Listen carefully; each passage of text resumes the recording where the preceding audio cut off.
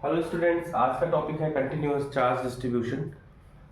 अभी तक हम चार्ज को जो पढ़ते आ रहे थे कि electric field is generated due to a point charge. Electric field at a certain point is produced due to point charge. But actual practice में जो जो भी चार्ज हम डील करते हैं वो पॉइंट चार्ज ना होकर डिस्ट्रीब्यूटेड चार्ज होता है। कोई भी आर्बिट्रेरी सरफेस हो सकता है, उस पे वो चार्ज डिस्ट्रीब्यूटेड हो सकता है। प्लस चार्ज इसका मतलब इलेक्ट्रॉन की डेफिशिएंसी, इलेक्ट्रॉन्स वहां से छोड़ के गए तो वहां पॉजिटिव चार्ज डेवलप हुआ है, तो प्लस हो सकता है, या फिर उसी सरफेस पे या किस कैसे भी सरफेस पे निगेटिव चार्ज भी हो सकता है। Means charge is not a point charge in practice. अगर हम प्रैक्टिकल बात करें तो चार्ज पॉइंट चार्ज ना होकर डिस्ट्रीब्यूटेड चार्ज होता है। इसलिए हम कह सकते हैं कि जो क्वांटम नेचर मीन जो सिंगल पार्टिकल नेचर जो हम इलेक्ट्रॉन का पढ़ रहे थे, जिसकी वजह से चार्ज किसी पर्टिकुलर पॉइंट में प्रोड्यूस हो रहा था, वो एक्चुअल प्रैक्टिस में हम लोग उसको इग्नोर कर देते हैं या उसको नहीं ले सकते, क्योंकि चार्ज एक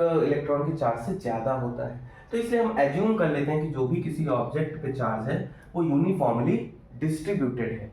ठीक, तो दिस काइंड ऑफ डिस्ट्रीब्यूशन और this kind of distributed of charge is called continuous charge distribution. ठीक है, तो जब चार्ज कंटिन्यूअसली किसी सरफेस पे डिस्ट्रीब्यूट होगा, तो अगर किसी पॉइंट पे आपको इलेक्ट्रिक फील्ड निकालनी है तो इस वाले से इसकी डिस्टेंस अलग है, इस वाले से इसकी डिस्टेंस अलग है, इस वाले से इसकी डिस्टेंस अलग है। तो चूंकि डिस्टेंस अलग होने की वजह से जो इलेक्ट्रिक फील्ड होता है 1/4 pi epsilon not Q/r², r पे डिपेंड करती है। r अलग अलग है तो हर एक पॉइंट की वजह से इलेक्ट्रिक फील्ड भी अलग अलग डेवलप होगी। हर एक पॉइंट चार्ज, अगर आप डिस्ट्रीब्यूटेड चार्ज की बात करें तो अलग अलग इस पॉइंट पे होगी। तो इसी चीज को हमें समझना है कि डिस्ट्रीब्यूटेड चार्ज की वजह से किसी एक पॉइंट पे जो इलेक्ट्रिक फील्ड प्रोड्यूस होती है उसका डेरिवेशन या उसका मैग्नीट्यूड क्या होता है। ठीक है, तो हम लोग आगे बढ़ते हैं और हेडिंग डालते हैं electric field at a point due to distributed charge. Simple case से शुरुआत करते हैं। हेडिंग लगाते हैं electric field at a point due to distributed charge.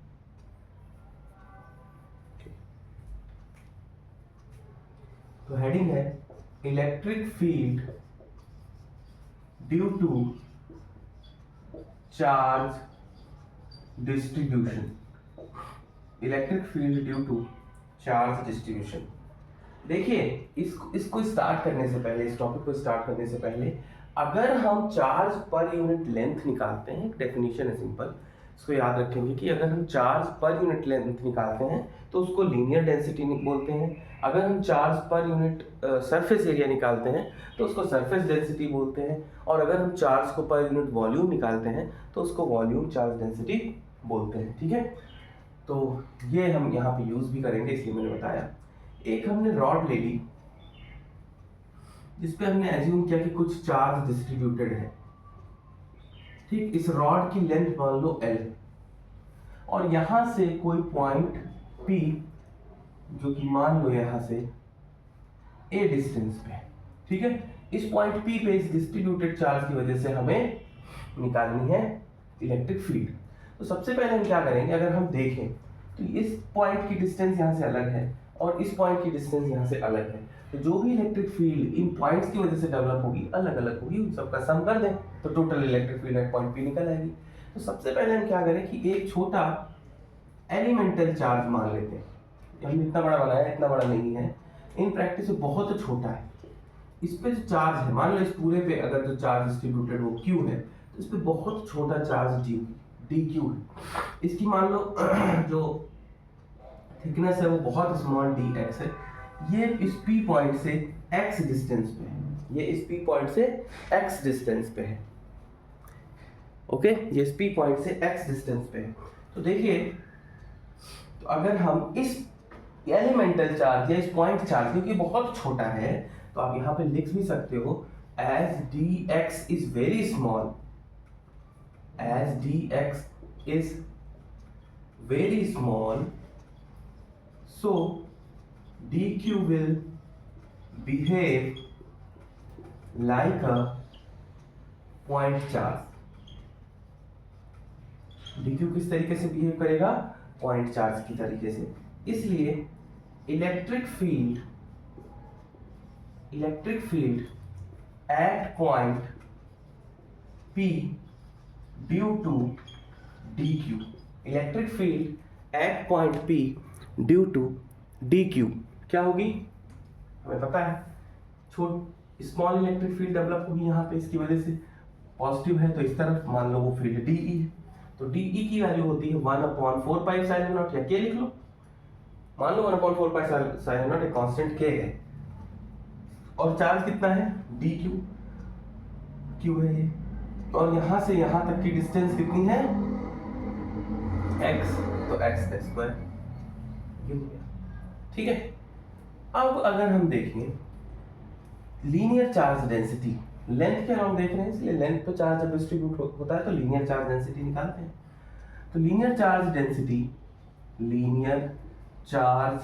Density means मैंने बताया charge per unit length, linear charge density है ना, lambda charge per unit length, ठीक, dq ओवर dl, और यहाँ पे वो dl नहीं है, वो लेंथ कितनी है dx है छोटी, तो यहाँ से अगर हम dq निकालें तो हो जाएगा लैम्डा इंटू dx, क्योंकि हमें dq की जरूरत है यहाँ पे, तो इसको अगर इक्वेशन फर्स्ट मान लो, सो dE इज इक्वल्स टू हो जाएगा आपका k, dq की जगह लिख सकते हैं lambda dx upon x square. ये हो गई इलेक्ट्रिक फील्ड developed या produced at point P due to very small elemental charge of thickness dx and magnitude dq, okay. अब ऐसे ही यहाँ से अगर हम देखें तो छोटे चार्जेस से मिलकर ये पूरा लेंथ बनी होगी, है ना, तो हम इसको अगर हमें यहाँ से लेके यहाँ तक के चार्ज की वजह से इस फील्ड पे निकालना है इलेक्ट्रिक फील्ड कितनी इस पॉइंट पे, तो हम इसको इंटीग्रेट कर सकते हैं, कहाँ से कहाँ तक इस पॉइंट पे निकालना है, तो ये पॉइंट A से और इस एंड तक क्या होगा A plus L।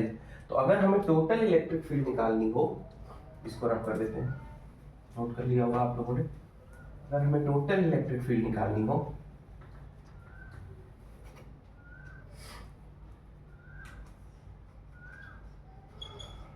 Total electric field developed या प्रोड्यूस्ड एट पॉइंट P, है ना, due to charge Q, total charge की वजह से, है ना, तो क्या होगा E is equals to integration of DE, कहां से लेके A से लेके A प्लस L तक, यहां से शुरुआत करेंगे, चार्ज यहां से लेके यहां तक है, तो यहाँ की डिस्टेंस A और इस चार्ज की distance A plus L, integrate कर देंगे तो टोटल इलेक्ट्रिक फील्ड कितनी प्रोड्यूस होगी निकल आएगी A प्लस L, DE कितना है k lambda dx upon x square, ठीक है, यहां से k कांस्टेंट है बाहर आ जाएगा, लैम्डा भी बाहर आ जाएगा, a प्लस l, ओके, ठीक है, और बचा क्या dx ओवर x स्क्वायर। अब इसको केवल इंटीग्रेट करना है, अब इंटीग्रेशन यहां तक नोट कर लेंगे, फिर मैं रब कर दूंगा, ओके, देखिए इसको रब कर देते हैं, देखिए इंटीग्रेशन का फॉर्मूला आपको पता होना चाहिए कि integration x to the power n dx होता है, एक पावर बढ़ जाती है वही पावर अपॉन में आ जाती है, ठीक है। अगर यहाँ लिमिट लिखी है a टू b तो यहाँ भी वो लिमिट हो जाती है, फिर उसके बाद upper limit minus lower limit रखते हैं, ठीक। अब यहाँ पे अगर इसको हम देखें तो ये इस तरीके से लिखा गया है k lambda integration a to a plus l x to the power minus 2 dx, इसको ऊपर ले आएंगे, इसको अगर इंटीग्रेट करें तो हो जाएगा x to the power minus 2 plus 1, इस फॉर्मूले के according minus 2 plus 1 a to a plus l, clear है यहाँ तक।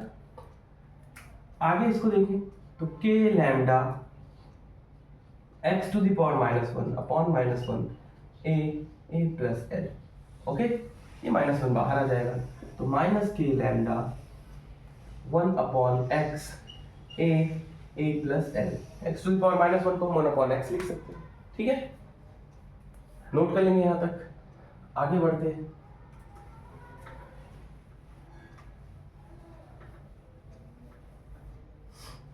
देखिए,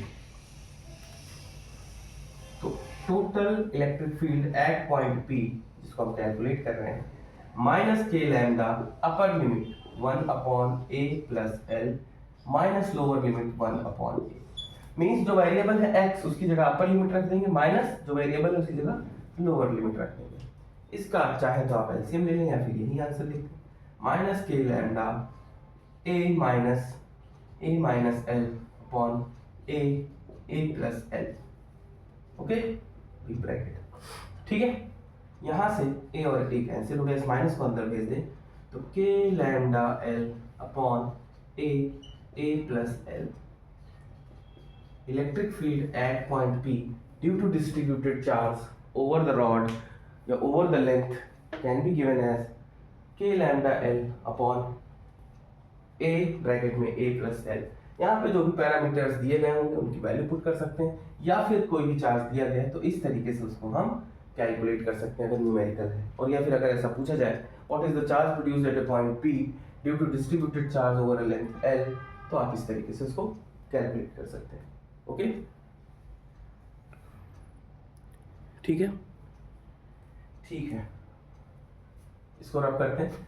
लास्ट क्लास में मैंने एक क्वेश्चन दिया था, उसको और डिस्कस करते हैं। उसके बाद जो रिंग की वजह से इलेक्ट्रिक फील्ड होती है डिफरेंट पॉइंट्स पे, 3 4 और जनरल केस बनता है उसका, उसको मैं अगले लेक्चर में डालूंगा ना। आज लेक्चर छोटा है, नेक्स्ट क्लास में उसको हम डिस्कस करेंगे। देखिए, हाँ, लास्ट क्लास में मैंने एक सवाल दिया था। सवाल ये था कि आप लोगों ने किया होगा कि Q Q Q है ना, ये 3 चार्जेस हैं, पॉजिटिव चार्जेस हैं, और इनकी लेंथ जो है, इसकी भी लेंथ a है, इसकी लेंथ a है। ये पॉइंट a है, ये पॉइंट b है, ये पॉइंट c है। इस पॉइंट पे जिसका नाम है P, नेट इलेक्ट्रिक फील्ड क्या होगी? ये क्वेश्चन मैंने कहा था, आप लोग कर किए होंगे। तो देखो, चूंकि ये आपको दिख रहा है कि इसके 2 साइड्स इक्वल है ना, तो आइसोसेलेस ट्रायंगल है, इसका मतलब 2 एंगल भी इक्वल होंगे। ये 90 डिग्री का दिख रहा है, तो ये एंगल 45 और 45 डिग्री के होंगे। इस चार्ज की वजह से जो इलेक्ट्रिक फील्ड प्रोड्यूस होगी वो इधर की तरफ होगी, E, due to this charge. इस चार्ज की वजह से जो प्रोड्यूस होगी वो इधर की तरफ होगी, E। दोनों चार्जेस देखो Q और Q इक्वल हैं, इसलिए जो इलेक्ट्रिक फील्ड प्रोड्यूस होंगी दोनों इक्वल होंगी, तो और दोनों अपोजिट डायरेक्शन में, इसलिए net electric field due to these charges will be 0, है ना। तो इनको और इनको निकालने की जरूरत नहीं, क्योंकि ये दोनों इक्वल एंड अपोजिट है। इसके द्वारा जो इलेक्ट्रिक फील्ड प्रोड्यूस होगी अवे इस तरीके से, तो यहां से हमें निकालना है इसकी डिस्टेंस, और ये electric field produce due to charge at B, ठीक है। इसको अगर हमें निकालना है तो हो जाएगा 1/4 pi epsilon not Q upon R square BP। अब हमें BP निकालना है, ये और ये इलेक्ट्रिक फील्ड इक्वल होगी, इसलिए कैंसिल हो जाएंगे। यहाँ तक तो समझ में आ गया होगा। BP अगर हमें निकालना है, इसीलिए मैंने ये एंगल बताया 45 डिग्री है, तो फॉर BP अगर हमें BP निकालना हो, ये वाली लेंथ है ना, जिसका नाम BP हमने रखा है, अगर ये निकालना हो तो हम लगाएं sin 45 डिग्री इक्वल्स टू, ये परपेंडिकुलर, ये हाइपोटेन्यूज है, इस वाले ट्रायंगल में APB में, तो perpendicular means BP upon hypotenuse A दिया गया है, तो BP आ गया A sin 45 डिग्री, और sin 45 डिग्री की वैल्यू होती है 1/√2, मतलब BP की वैल्यू है A/√2। ओके, तो नेट इलेक्ट्रिक फील्ड या total electric field at point P will be 1/4 pi epsilon naught Q, BP की वैल्यू A/√2 का स्क्वायर, तो ये हो जाएगा 1/4 pi epsilon naught Q upon A square by 2। इसका स्क्वायर करोगे तो A स्क्वायर है, √2 से रूट हट जाएगा, 2 बचेगा, 2 ऊपर चला जाएगा, तो net electric field at point P 1/4 pi epsilon naught 2Q upon A square, ये होगा। और होगा किस डायरेक्शन में? अलोंग BP के डायरेक्शन में होगा, इस तरीके से। ओके, तो ये क्वेश्चन मैं लास्ट क्लास में दिया था, आप लोगों ने कर लिया होगा। आज मैंने केवल what is the meaning of continuous charge distribution and the electric field produced at a point due to linear charge distribution over the length L, यहाँ यही सिर्फ डिस्कस किया है। छोटा लेक्चर है 10-15 मिनट का, 15 मिनट का होगा, तो उसको आप लोग पढ़ लेंगे। अगली क्लास में मैं डिफरेंट केसेस डिस्कस करूंगा कि अगर कोई इस तरीके का आर्क है और यहाँ पे कोई पॉइंट है, इसकी रेडियस मान लो r है, तो कितना इस पॉइंट और ये चार्ज इस तरीके से डिस्ट्रीब्यूटेड है ना, इस तरीके से, तो कितना इलेक्ट्रिक फील्ड इस पॉइंट पे प्रोड्यूस होगी O पे। कोई इस तरीके की चार्ज की बजाय पूरा सेमी सर्कल ना देके थोड़ा सा है, तो कितना प्रोड्यूस होगा, है ना। कोई इस तरीके का चार्ज डिस्ट्रीब्यूशन है, तो इस पॉइंट पे इलेक्ट्रिक फील्ड कितनी प्रोड्यूस होगी। या फिर जनरल एक्सप्रेशन क्या है, अगर हमें इस तरीके के शेप्स दिए गए हैं तो उनके लिए इलेक्ट्रिक फील्ड निकालने का। उसके बाद electric field at equatorial, sorry along the axis, वो निकालेंगे। उसके बाद डायपोल मोमेंट के बारे में पढ़ेंगे। ओके, तो या आज इतना पढ़ाया, समझ में आया होगा। ठीक है, अगली क्लास में हम लोग मिलते हैं। थैंक यू बच्चों।